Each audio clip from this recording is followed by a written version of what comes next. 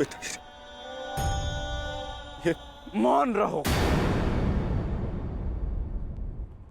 और इस अंतिम संस्कार की विधि को रोको।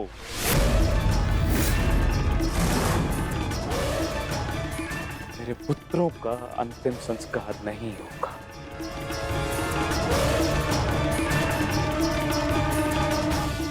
महाराज, ये कैसा अनर्थ करने जा रहे हैं आप? देखिए, इस संसार में आने वाले का और इस संसार से जाने वाले का संस्कार अत्यावश्यक होता है, अन्यथा इनकी आत्माओं को कैसे मुक्ति मिलेगी? क्या कर रहे हैं आप? क्या इस संस्कार से मुझे मेरे पुत्रों को खो देने की पीड़ा से मुक्ति मिल सकती है शकुनी? क्या इस संस्कार से उस दहल पर लगे चिन्ह जो महारानी गांधारी के शरीर पर आज भी है, क्या वो मिट सकते हैं? तुम्हारे लिए वो केवल 5 सैनिक थे, किंतु मेरे लिए वो मेरे अंग, मेरे शरीर, मेरी आत्मा के 5 हिस्से थे, 5 अंश थे। आज मैंने अपनी आत्मा के वो 5 अंश भी खो दिए और इससे अधिक हानि अब मैं सह नहीं सकता। मैं वर्तमान नहीं देख सकता, परंतु भविष्य देखने की क्षमता आ गई है मुझ में। हस्तिनापुर का महाराज होने के नाते ये मेरा निर्णय है कि इस युद्ध को इसी क्षण रोक दिया जाए।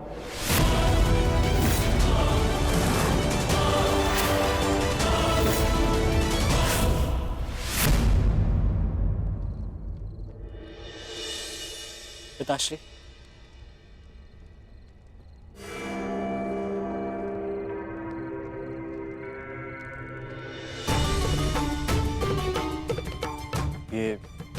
ये किसके लिए? आपके लिए पिताश्री। आज आपको अंगराज कर्ण के 2 बाण लगे थे ना, उनके उपचार के लिए।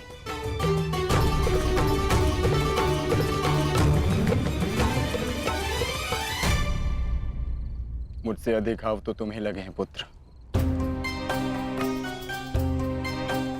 मैंने सुना तुम्हारे और दुर्योधन के मध्य हुए द्वंद्व के विषय में।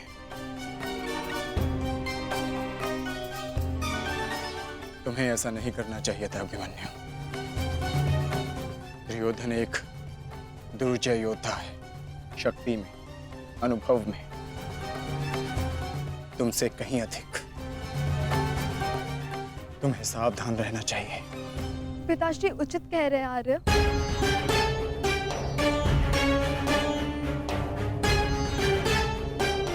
किंतु एक योद्धा के लिए ये विचार सुनना और स्वीकार करना दोनों ही अनुचित है, और छिपकर 2 योद्धाओं की बातें सुनना भी अनुचित है उत्तरा। इसलिए यहाँ आओ।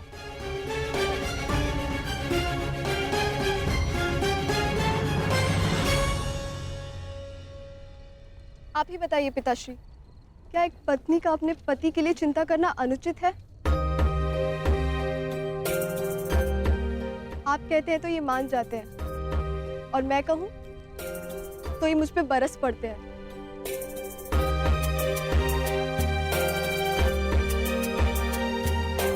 आप ही ने कहा था ना कि काका श्री दुर्योधन के साथ द्वंद्व करना इनके लिए उचित नहीं है। प्रभु का धन्यवाद, ये सकुशल युद्ध भूमि से वापस आ गए। अगर कोई अनहोनी हो जाती तो? योद्धा यदि वीर गति को प्राप्त करे तो ये उसके लिए गर्व की बात होती है उत्तरा, अनहोनी की नहीं।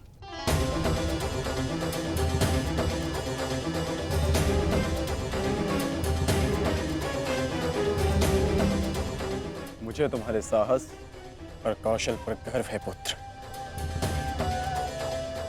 परंतु उत्तरा का कहना भी अनुचित नहीं है। प्रत्येक पत्नी को अपने पति की चिंता होती है। उत्तरा केवल तुम्हें सुरक्षित देखना चाहती है पुत्र। और मैं हस्तिनापुर के मधान युवराज का अहंकार तोड़ना चाहता हूं पिताश्री। जब भी रणभूमि में मेरी दृष्टि उन पर पड़ती तो मेरे कानों में माता द्रौपदी की करुण पुकार गूंजने लगती और फिर मैं स्वयं को रोक नहीं पाता। तो आप दोनों पूर्णतः निश्चिंत रहिए।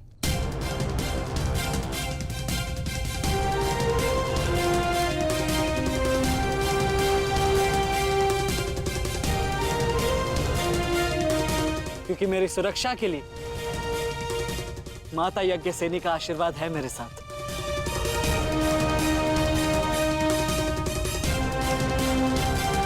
और जब तक ये मेरे साथ है, मुझे कुछ नहीं हो सकता।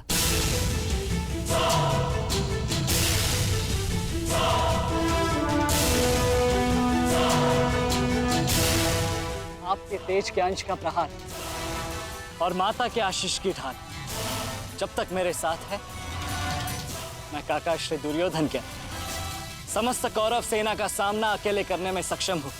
मुझे उन पांडवों से अब विजय नहीं चाहिए।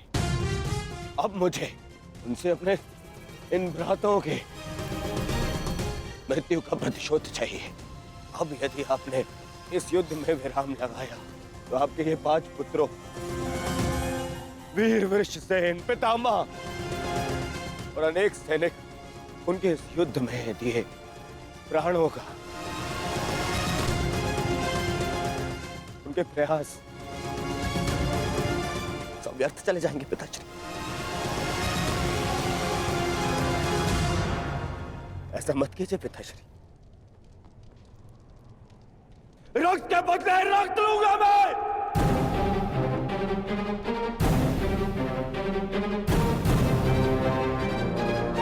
अपने अपने अपने पुत्र को है। वो पांडव अपने पुत्र को के और हम मुझे पाएंगे पिताश्री। मूर्खतापूर्ण बातें मत करो दुर्योधन। पितामह और अपने भाइयों के परिणाम से आने वाले भयानक भविष्य के संकेत को समझो। तुम्हारे होते हुए, गुरु द्रोण के होते हुए, कर्ण के होते हुए मेरे 5 पुत्रों को निर्दयता से मार दिया गया। पुत्रों को खोकर मैंने युद्ध जीत भी लिया,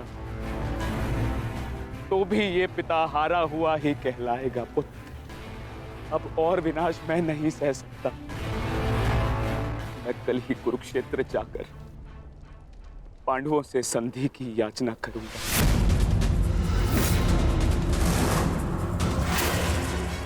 पांडवों से अपने पुत्रों के प्राणों की रक्षा की याचना करूंगा मैं, क्योंकि केवल यही एक मार्ग शेष है।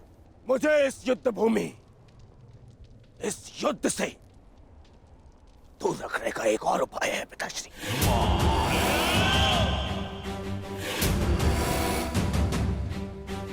एक और उपाय है।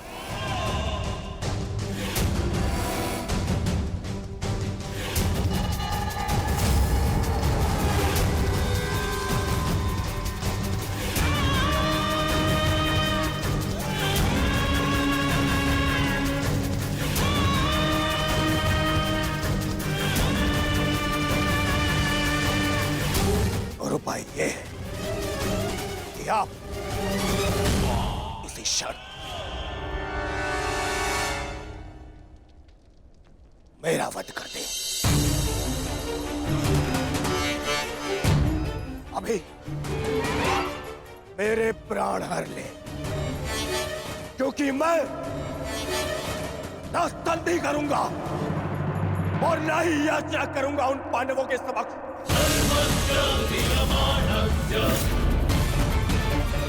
उठाइए इस तलवार को और वध कर दीजिए अपने इस एक पुत्र का। अपने इस एक पुत्र का वध करके बचा लीजिए अपने शेष 94 पुत्र। 94 पुत्र।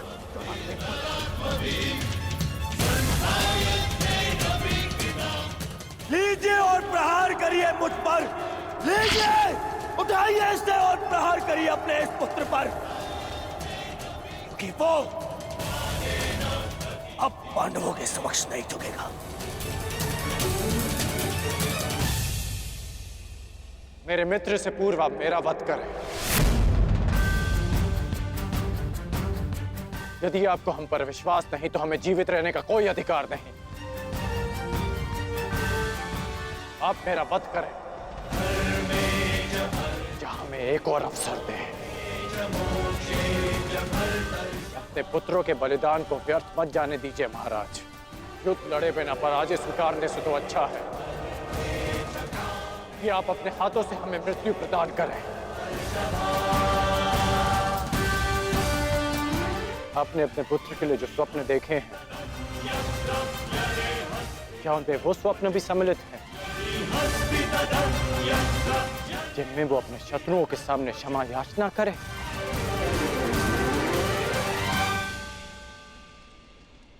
जिसके शीश पर आप सदा सम्राट का मुकुट देखना चाहते हैं, क्या उसके पैरों में बेड़ियां देख पाएंगे आप? यदि हां, तो आप मुझे मृत्यु प्रदान करें, और यदि ना, तो आप मुझे एक अवसर दीजिए। आप हमारे महाराज हैं, हम सब आपके आदेश के अधीन हैं, किंतु आपका ये आदेश हस्तिनापुर और समस्त कौरव वंश के आत्मसम्मान को सदा के लिए नष्ट कर देगा।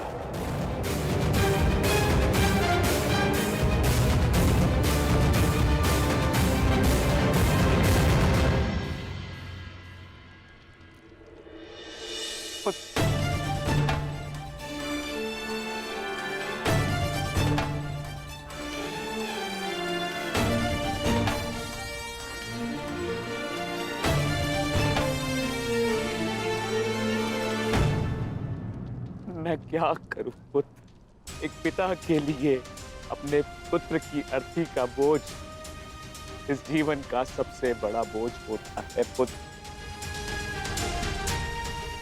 परंतु मुझसे ये बोझ सहन नहीं होगा। विश्वास कीजिए पिताश्री, अभी बोझ हम नहीं, अब वो पांडव उठाएंगे।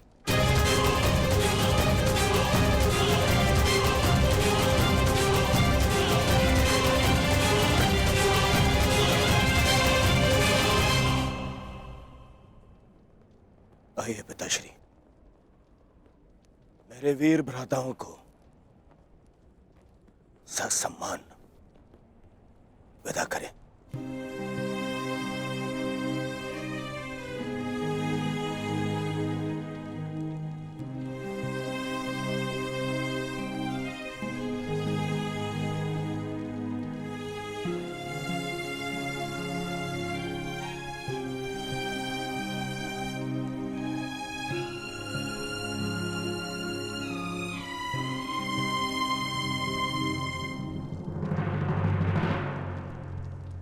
कौन कल के लिए हमारी क्या रणनीति है? कल की रणनीति तो स्पष्ट है। आज मैंने उन 5 कौरवों का वध किया, कल और 25 का अंत कर दूंगा। मैं आज ही उन 100 कौरवों का वध कर देता, किंतु वो सूत पुत्र कर्ण बीच में न आया होता। कर्ण की चिंता मुझ पर छोड़ दीजिए भ्राता भीम। आज तो वो वन छोड़कर निकल गए, किंतु कल उसे भागने का अवसर नहीं दूंगा मैं, और कौरवों की सहायता के लिए नहीं जाने दूंगा।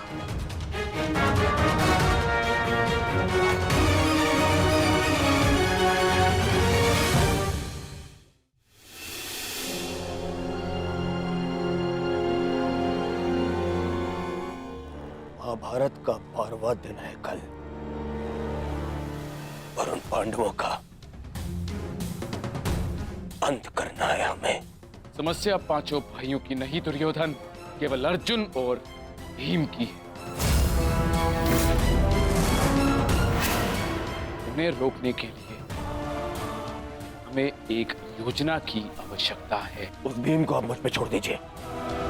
अपने भाइयों की मृत्यु के मैं स्वयं प्रतिशोध लूंगा। और अर्जुन को रोकेगा कर्ण। गुरु द्रोण अर्जुन के लिए पर्याप्त है मेरे होने वाले सम्राट। अर्जुन मेरा लक्ष्य है, उसे रोकने में मैं सक्षम हूं। तुम्हारे कौशल और सक्षमता पर मुझे कतई संदेह नहीं है अंगराज, परंतु पता नहीं क्यों तुम उसका उपयोग नहीं कर पा रहे हो। नहीं तो आज युद्ध के आरंभ में ही वास्तविक शक्ति का उपयोग करके तुम अर्जुन का अंत कर सकते थे कल, परंतु तुमने ऐसा नहीं किया। आपको तो कुशलता दिखानी थी, परंतु स्मरण रहे ये समय कुशलता दिखाने का नहीं है अंगराज, शीघ्र अतिशीघ्र युद्ध समाप्त करने का है। और यदि तुमने आज ऐसा किया होता अंगराज कर्ण, तो आज 5 कौरवों की नहीं 5 पांडवों की चिता जल रही होती। मामाजी, कर्ण को कब कौन सा अस्त्र चलाना है ये निर्णय उस पर छोड़ दीजिए। आज हम सब ने कर्ण का कौशल देखा है। मेरे अन्य भ्राता आज सुरक्षित है तो वो कर्ण के कारण। अरे परंतु का समय नहीं है मामाश्री, और न ही आरोप प्रत्यारोप का।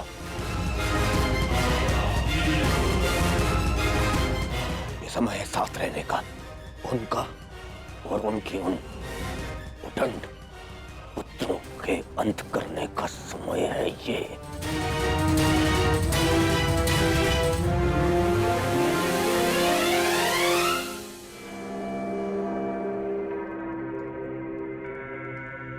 क्या हुआ माधव? आप इतने अशांत प्रतीत क्यों हो रहे?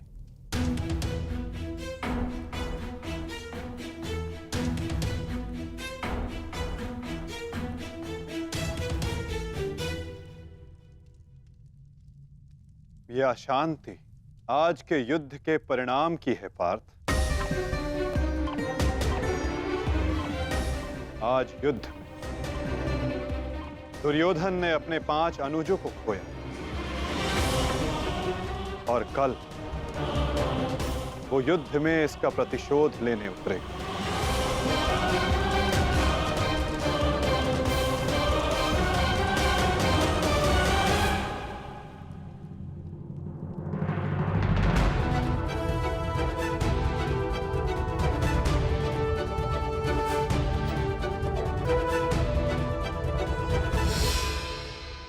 आचार्य की व्यूह रचना तुम सुन चुके हो मित्र, तो तुम्हारे मन में कोई विचार है? यदि सेनापति द्रोणाचार्य आज्ञा दें तो मेरे पास एक योजना है। अवश्य कहो अंगराज।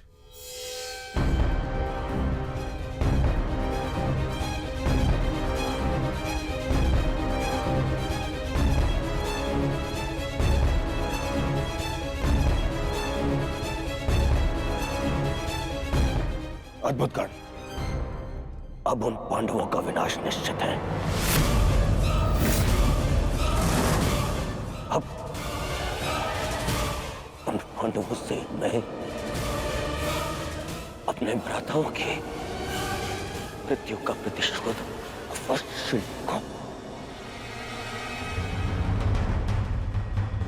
कल दुर्योधन युद्ध में क्रोध में अपना प्रतिशोध पूर्ण करना चाहेगा और अंगराज कर्ण कल इस युद्ध को समाप्त करना चाहेंगे और उनका लक्ष्य होंगे धर्मराज युधिष्ठिर।